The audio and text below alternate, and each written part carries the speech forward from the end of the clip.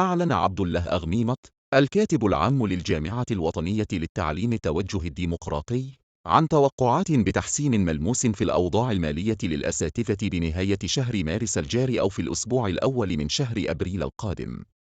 وفي لقاء نقابي في تطوان، أكد أغميمط أن الأساتذة سيستفيدون من زيادة تصل إلى 750 درهما في أجورهم، مشيرا إلى أنه من المتوقع صرف هذه الزيادات في الفترة المحددة كأجور إضافية منفصلة عن الأجور الشهرية.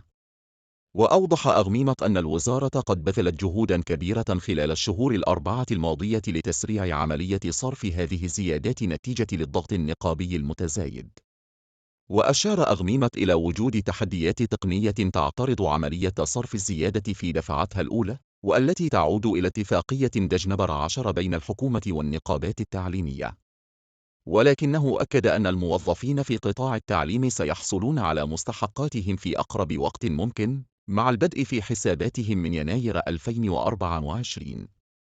يذكر أن الحكومة قد قررت زيادة 1500 درهم لأطر التعليم موزعة على دفعتين، حيث تشمل الدفعة الأولى زيادة 750 درهما بداية من يناير 2024، والدفعة الثانية زيادة مماثلة في 2025.